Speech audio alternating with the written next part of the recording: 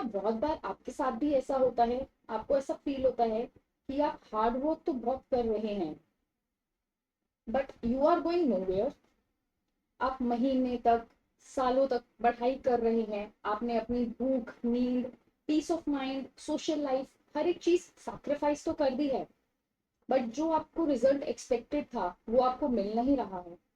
अगर आप भी इस सेल्फ डाउट में हैं कि क्या आप जो प्रिपरेशन कर रहे हैं, क्या उससे बाकी कुछ हो सकता है या नहीं हो सकता है, सो आज की वीडियो आप सबके लिए है। मैं भी इस फेज से निकली हूँ जहाँ पे मुझे सेल्फ डाउट होता था, जहाँ पे मुझे लगता था कि मैं पढ़ाई तो कर रही हूँ पर क्या जो मैं अचीव करना चाहती हूँ, क्या मैं वो अचीव कर पाऊंगी या नहीं कर पाऊंगी। वो एक कांस्टेंट प्रेशर, एक कांस्टेंट फियर मेरे दिमाग में भी रहता था। बट आज जब मैं पीछे मुड़ के देखती हूँ तो मैं ये सोचती हूँ कि मेरी academic journey, it was a roller coaster ride. ठीक है, बहुत सारे अप्स एंड डाउन आए लाइफ में, बट मैंने जो प्रेपरेशन की थी वो कहीं ना कहीं हेल्पफुल रही, मेरा हार्ड वर्क वेस्ट नहीं किया। So hello everyone, welcome back to my channel. I hope आप सबकी प्रिपरेशन बहुत अच्छे से चल रही हो। जब मैंने अपनी जर्नी स्टार्ट की थी तो मुझे लगता था कि जैसे बाकी के एग्जाम्स होते हैं, हमारे बैंक के एग्जाम्स होते हैं, हमारे कॉम्पिटेटिव एग्जाम्स दूसरे होते हैं, यूपीएससी हो गया, एसएससी हो गया, तो जैसे उसकी हम प्रिपरेशन करते हैं कि हम सिलेबस कंप्लीट करते हैं, फिर हम प्रीवियस ईयर क्वेश्चंस लगाते हैं, मॉक टेस्ट लगाते हैं, हम लेक्चर्स देखते हैं, तो वैसे ही हमें नेट के लिए भी प्रिपेयर करना पड़ेगा। बट स्लोली आई रियलाइज कि जो नेट की प्रिपरेशन है वो थोड़ी डिफरेंट होती है। चीजें आपको वही करनी है, आपने सिलेबस भी कंप्लीट करना है, आपने लेक्चर्स देखने हैं, आपने नोट्स बनाने हैं, आपको रिवीजन करना है, previous year questions, mock test करना, सब कुछ है। बट जो अप्रोच है वो डिफरेंट है। हर एक कॉम्पिटेटिव एग्जाम की जो अप्रोच होती है वो डिफरेंट होती है। आप सेम स्ट्रेटेजी अप्लाई करके सारे कॉम्पिटेटिव एग्जाम्स नहीं दे सकते हैं। तो जब मैंने नेट की प्रिपरेशन स्टार्ट की मुझे ये चीज रियलाइज हुई थी, क्योंकि जो ये एग्जाम है it doesn't just test your memory, ये आपकी मेमोरी टेस्ट नहीं करता कि आपने चीजें कितनी देर तक याद रखी हैं, बट ये आपकी पेशेंस को टेस्ट करता है, ये आपकी कंसिस्टेंसी टेस्ट करता है, आपकी कंसेप्चुअल क्लैरिटी टेस्ट करता है, और आप कितने इमोशनली स्ट्रांग है, ये जो एग्जाम है ये टेस्ट करता है। क्योंकि बहुत बच्चे बहुत जल्दी गिव अप कर देते हैं। आई मतलब अगर मुझे याद है जितना, तो जब बहुत सारे ऐसे दिन थे आई वॉज हाईली मोटिवेटेड, मतलब मैं एक्सट्रीम लेवल की मोटिवेटेड थी और मैं इतना पढ़ती थी, इतना पढ़ती थी, और कभी कभी I was just lost, I was just exhausted, कि मेरा मन ही नहीं करता था किताबें देखने का। मैं सिर्फ बुक्स बंद करती थी और मैं चली जाती थी। कभी कभी मेरे मॉक टेस्ट में जो स्कोर्स आते थे दे वर सो गुड कि भाई अब तो जो एग्जाम आएगा बस मैंने तो फटे चक देने हैं। और कभी कभी मेरा जो एग्जाम के स्कोर्स आते थे दे वर टेरिबल। मॉक टेस्ट देती थी, इतने गंदे स्कोर्स कि मैं मतलब शेयर भी नहीं कर सकती हूँ। But despite of what I was going through, मेरे मूड्स क्या होते थे, मुझे कैसा फील होता था, डिस्पाइट ऑफ ऑल दैट मैंने एक चीज हमेशा की है, that I showed up every day. चाहे मन है चाहे मन नहीं है, मैंने बहुत बार बोला है, चाहे मैं आधा घंटा ही पढ़ती थी या चाहे मैं सिर्फ 15 क्वेश्चन ही दे देती थी जब मन नहीं है, बट मैं कुछ ना कुछ करती थी। मेरी कंसिस्टेंसी खत्म नहीं हुई, मैंने हर दिन कुछ ना कुछ किया है। किसी दिन शायद 10 घंटे भी पढ़ाई की है और किसी दिन सिर्फ 15 मिनट भी पढ़ाई की है, बट मैंने पढ़ाई रोज की। Now how preparation and when preparation started changing me, जब मैंने अपनी प्रेपरेशन स्टार्ट की थी तो मुझे थोड़े टाइम के बाद रियलाइज हुआ कि जो मेरे को कॉन्सेप्ट्स डिफिकल्ट लगते थे ना, जिनसे मुझे डर लगता था, अब वो मुझे बहुत फेमिलियर लगने लगे, they're becoming natural to me. पहले मैं सिर्फ उनको याद करती थी, I used to memorise them, but अब मैं उनको समझ पा रही थी। और बहुत बेसिक डिफरेंस होता है समझने में और रट्टा मारने में। हमें लगता है कि हम समझ रहे हैं, बट एक्चुअली में हम रट्टा मार रहे होते हैं, हम उनको याद कर रहे होते हैं। क्योंकि जब आप चीजें समझ जाते हैं ना, तो क्वेश्चन की वर्डिंग्स जैसे मर्जी आए, जितना मर्जी ट्रिकी क्वेश्चन आए ना, आप उसको क्रैक कर सकते हैं। बट वहीं अगर आप याद कर रहे हैं, आप उनको मेमोराइज कर रहे हैं, तो वो जो क्वेश्चन है वो सॉल्व करना मुश्किल हो जाता है, चाहे वो जितना मर्जी इजी हो। आपको सिर्फ वर्डिंग्स पकड़नी होती है, you have to catch those keywords. But if you are not actually you have understood it, आपकी कंसेप्चुअल क्लैरिटी नहीं है, तो आप वो चीज नहीं कर पाएंगे। और जब चीज़ें समझ में आने लगी, इन डेप्थ चीज़ें समझ में आने लगी, एप्लीकेशन समझ में आने लगा, तो कॉन्फिडेंस भी बदला। आई वॉज अंडर कॉन्फिडेंट, हमेशा डर रहता था, बट अब वो चीज़ें कॉन्फिडेंस में बदल रही थी। क्योंकि जब आपके कॉन्सेप्ट क्लियर होते हैं ना, तो जो एग्जामिनर है वो लैंग्वेज चेंज कर सकता है, the way of asking question change हो सकते हैं, क्वेश्चन के पैटर्न चेंज हो सकते हैं, बट आपकी वो अंडरस्टैंडिंग को कंफ्यूज नहीं कर सकता। आप समझ जाएंगे कि ये जो क्वेश्चन है ये इस टॉपिक से पूछा गया है या ये इस यूनिट का question. So I started my preparation in 2021, in 2020 I would rather say 2020, and जो मेरे स्टेट का सेट एग्जाम था वो 22 में हुआ था। ठीक है, 2022 में मैंने अपना सेट का एग्जाम दिया था, और वो शायद 6 इयर्स या 7 इयर्स के बाद हो रहा था मेरी स्टेट में।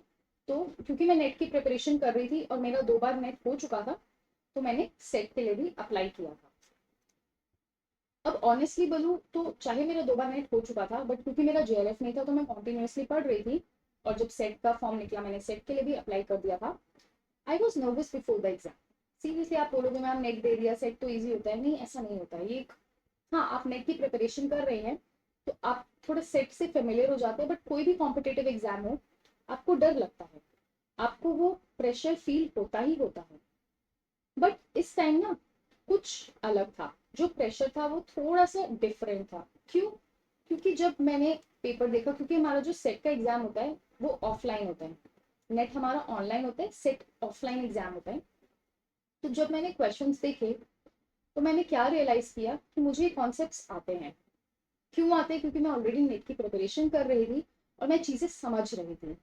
बहुत सारे क्वेश्चंस देवर फेमिलियर। क्यों? मैंने याद थोड़ी किया था, बट नेट की प्रिपरेशन ने मेरे माइंड को ट्रेन कर दिया था कि आपको क्वेश्चन समझना कैसे है, आपको कीवर्ड्स कैसे कैच करने हैं। सो यूजीसी नेट का जो प्रिपरेशन था उसने चुपके से चोरी छुपे मेरे लिए सेट का भी फाउंडेशन क्रिएट कर दिया था। और मुझे तब रियलाइज हुआ that good preparation never goes waste. ये आप हमेशा याद रखना, आप अगर अच्छे से पढ़ाई करेंगे ना, वो कभी भी वेस्ट नहीं जाएगी। लेकिन जो रियल एडवांटेज था ना, it was not just knowledge. ठीक है, मेरे को नॉलेज मिल रही थी, मुझे कॉन्सेप्ट क्लियर हो रहे थे, but that was not the real advantage. तो मैम रियल एडवांटेज था क्या? द रियल एडवांटेज वॉज कि मुझे पता चला how to stay calm even if you see a question जो आपने कभी नहीं देखा, कभी नहीं सुना, आपको समझ नहीं आ रहा कि इसका आंसर क्या होगा, बट आप पैनिक नहीं करते हैं, आप काम रहते हैं, आप टाइम को मैनेज कर पाते हैं। बहुत बच्चे, हमने मतलब मैंने सुना है कि हम रीडिंग कॉम्प्रीहेंशन तक पहुंच ही नहीं पाए और हमने सिर्फ ए मार्क कर दिया। क्यों? Because they were not able to manage time. Stress, panic, anxiety, एक क्वेश्चन ऐसा आ गया। देखिए मैंने आपको पहले भी बोला था कि आपको हमेशा पेपर वर्क में 50 में से 5 से 6 क्वेश्चन हमेशा ऐसे होते हैं जो आउट ऑफ द बॉक्स आते हैं, और आप उनमें कुछ नहीं कर सकते, आप सच में कुछ नहीं कर सकते। बट जो रेस्ट ऑफ द 45 क्वेश्चन है उसको तो आप कंट्रोल कर सकते हैं। बट हमारे दिमाग में वो 5 ही क्वेश्चन ही चलते रहते हैं और हम पूरे 3 घंटे ना पैनिक करते रहते हैं, हम स्ट्रेस में रहते हैं। सो उस चीज को कैसे मैनेज करना है वो मुझे नेट ने सिखाया, प्रिपरेशन ने सिखाया, सेट की प्रिपरेशन के टाइम मैंने सीखी ये चीजें। और आपने डिफिकल्ट क्वेश्चंस से कैसे रिकवर करना है, क्योंकि बच्चे ईगो पे ले लेते हैं, बहुत बच्चे ईगो पे बात लेते हैं कि मैम हमने 15 मिनट लगाए पर हमने अपना डीआई सॉल्व कर दिया, बहुत अच्छा किया, हमने डीआई सॉल्व किया, बट आप देखो ना आपने 15 मिनट लगा दिए और डीआई के सिर्फ 5 क्वेश्चन थे, बाकी के क्वेश्चंस तो फिर तो आप ऐसे फटाफट फटाफट करोगे ना, आधे अधूरे पढ़ के, सिली मिस्टेक्स करके, कंफ्यूजन में। तो ये जो चीजें है ना, ये ज्यादा मैटर करती हैं as compare to the knowledge. अगर आप इन चीजों पे काम करेंगे कि शांत कैसे रहना है, पैनिक नहीं करना है, हर क्वेश्चन को ईगो पे नहीं लेना है, आपको टाइम मैनेज करना आना चाहिए, तो आप देखना आप एग्जाम में ना कितने शांत मूड में बैठे होंगे। आप बिल्कुल एक ना, बोलते हैं ना, meditative, meditative I would say, कि आपको किसी चीज से फर्क नहीं पड़ता। बाकी बच्चे पैनिक कर रहे होंगे फटाफट, अरे ये नहीं हुआ, वो नहीं हुआ, ऐसे वैसे ये वो, बट आप लोग बहुत शांत बैठे होंगे once you command over these concepts. क्योंकि कॉम्पिटिटिव एग्जाम में as I have told you, बच्चों को आंसर पता होता है, बट जो प्रेशर होता है ना परफॉर्म करने का, बहुत सारे बच्चे बोलते हैं ना मैम हमने सिर्फ 6 मंथ्स पढ़ाई की थी और हमारा नेट हो गया, हमारा जेआरएफ हो गया। क्यों? क्योंकि वो जो 3 घंटे उन्होंने एग्जाम हॉल में बिताए ना, वो इतने अच्छे से बिताया, उन्होंने खुद को शांत रखा होगा, उन्होंने टाइम मैनेज किया, उन्होंने हर एक चीज की जो बाकी बच्चे नहीं कर पाते। क्या आपको नहीं लगता कि अगर टीचिंग एप्टीट्यूड का फॉर एग्जाम्पल कोई लर्निंग थ्योरी का क्वेश्चन आया था तो बच्चों को आंसर नहीं पता होगा? आंसर सबको पता होता है, लेकिन पैनिक में ना, एंजाइटी में, स्ट्रेस में ना हम वो गलत कराते हैं। हम कभी कभी नॉट नहीं पढ़ते, हम कभी कभी इनकरेक्ट को करेक्ट पढ़ाते हैं, या कभी कभी नॉट इनकरेक्ट पूछा होता है विच मीन्स करेक्ट आपसे पूछा गया है। तो हम ये चीजें मिस्टेक्स क्यों करते हैं? क्योंकि हम प्रेशर में होते हैं। सो नेट की जो प्रिपरेशन थी ना उसने मुझे स्टेबल रहना सिखाया, how to remain stable under pressure. और जो वो सेट के टाइम पे वही जो mental stability, it was my advantage, क्योंकि मैं सेट में फर्स्ट टाइम अपियर हो रही थी। नेट मैंने 2 बार दिया था बट सेट तो मेरा फर्स्ट टाइम था ना। Then is the power of revision and consistency. ये तो आप सोच लीजिए ब्रह्मास्त्र है, ठीक है।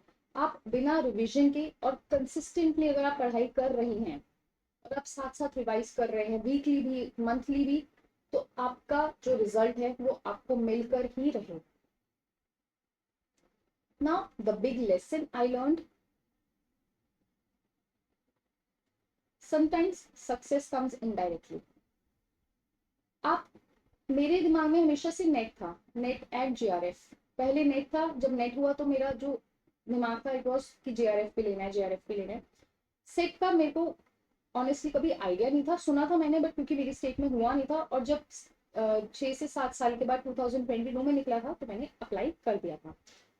तो एक पॉइंट पे मुझे सिर्फ और सिर्फ नेट क्लियर करना था, बट इवेंचुअली नेट क्लियर करते करते मेरे कॉन्सेप्ट्स इंप्रूव हुए, मेरा कॉन्फिडेंस इंप्रूव हुआ, ठीक है। मेरे एग्जाम के skills, how to attempt an exam, it actually matters a lot. बहुत बच्चों को नहीं आता है, मैं बोल रही हूँ बहुत बच्चों को नहीं आता है, तो प्लीज आप समझिए बात को।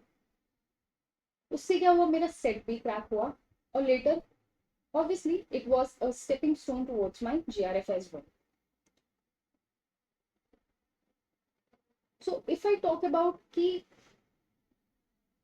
एज एस्पिरेंट्स मैं आपको क्या एक मैसेज दूंगी, मैं यही बोलूंगी कि अगर आप अभी भी प्रिपेयर कर रहे हैं, you are preparing right now and you feel just tired, आप थक चुके हैं, आप एग्जॉस्टेड फील कर रहे हैं, आप डीमोटिवेटेड है बहुत ज्यादा and you feel like giving up, ठीक है, आपका मन करे कि बस अब छोड़ देते हैं यार, ये एग्जाम हमारे लिए नहीं है। सो प्लीज एक चीज हमेशा याद रखना, that every revision matters, every mock test matters, every failure teaches something. मेरा 5 बार नेट, उसी के बीच में मेरा सेट हुआ, और उसी के बाद मेरा जेआरएफ हुआ। हर एक फेलियर ने मुझे कुछ ना कुछ सिखाया है, मेरी गलती इंप्रूव की है। So sometimes you won't notice growth immediately, आपको एकदम से नहीं मिलेगी ग्रोथ, बट स्लोली आपकी जो थिंकिंग पैटर्न है, आप कैसे सोचते हैं, वो चेंज होता है, आपका कॉन्फिडेंस चेंज होता है, आपका डिसिप्लिन, आपकी एबिलिटी चेंज होती है। And consistency creates transformation silently. आपको शायद लग रहा होगा कि कुछ चेंज नहीं हो रहा है, बट 2 महीने बाद, 6 महीने बाद, साल बाद आप जब पीछे मुड़ के देखेंगे ना, आपको खुद में बहुत बड़ा बदलाव दिखेगा। So today when people see कि हाँ आप नेट क्वालिफाइड है, आपने सेट क्वालिफाई किया है, जेआरएफ है, वो सिर्फ और सिर्फ अचीवमेंट्स देखते हैं, but they don't actually see कि उसके पीछे कितने सारे सेल्फ डाउट्स थे, failures, stress, repeated attempts and continuous preparation.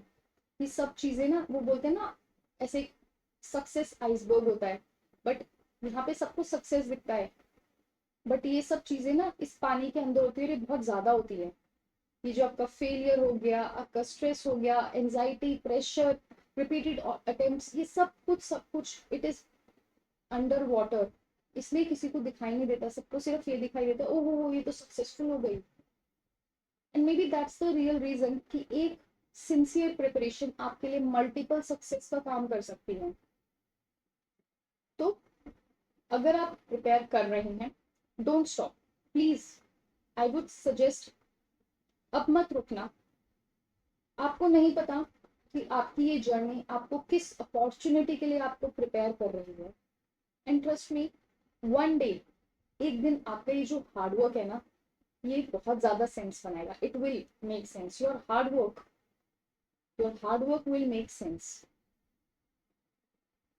ये जरूर एक बार एक दिन सेंस बनाएगा ही बनाएगा. And these are the academic की अचीवमेंट्स जो मैंने over the years I have achieved. मैंने 5 बार नेट क्वालिफाई किया है. मेरा 6 अटेम्प्ट में JRF निकला था with an all India rank of 23. मेरे 226 मार्क्स आए थे आउट ऑफ 300 जो मेरा JRF हुआ था.